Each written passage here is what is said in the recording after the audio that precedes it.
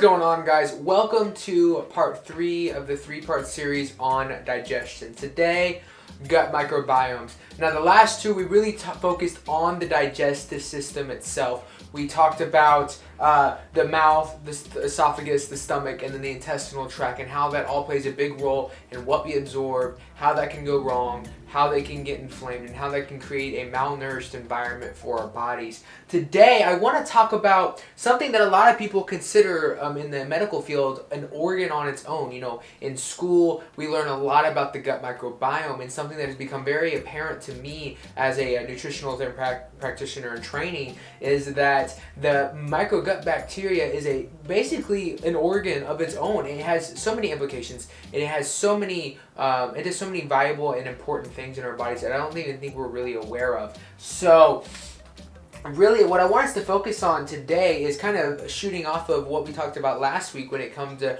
what we should be eating to help with our inflammation in our intestinal line and absorption of nutrients, you know, battling leaky gut, things like that.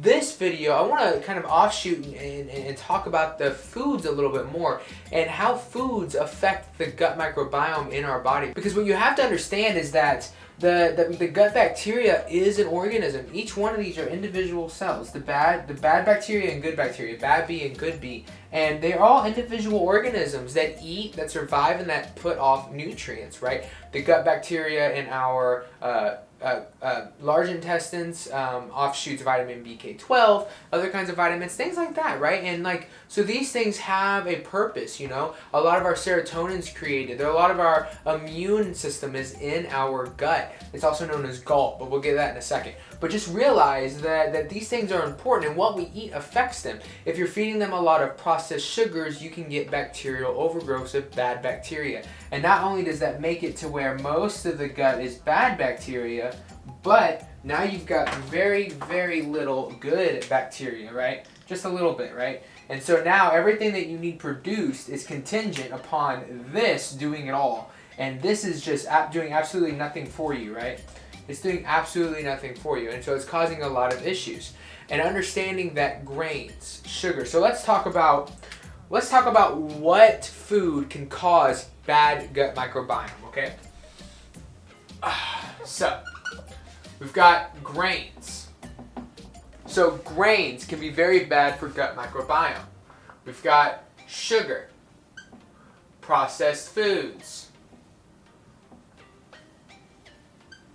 trans fats. So we've got grains, sugars, processed foods, trans fats. All these things can cause some issues because they're going to be feeding bad bacteria in your gut. When those bad bacterial overgrowths happen, they inhibit a lot of functions. Understand that studies are coming out where it's showing that gut microbiome has a direct connection with your central nervous system. And so understanding that a lot of hormones, like I said before, like serotonin and things like that, are produced in your gut. 80% of your serotonin is produced in your gut. I am not kidding. 80%, right? So if you're someone that has anxiety, 9 times out of 10, you could possibly be suffering from bad bacterial balance. Not kidding. Studies have shown, there's a book, this book, Brain Maker, real quick. Brain Maker by this guy, okay? Dr. David, he is the bee's knees. Brain Maker, great book, and it talks about how he's literally fixed people's anxiety, depression, all kinds of things just by the kinds of food they eat. The food you eat matters, and that's why, lucky for a lot of y'all that are watching this, the ketogenic diet matters. Doing it the right way, right? That's why we always talk about how sugar alcohols are not always the best to have frequently.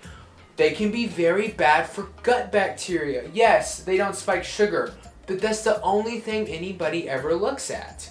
You have to understand the implications of it on gut bacteria, that it can cause issues with your serotonin levels.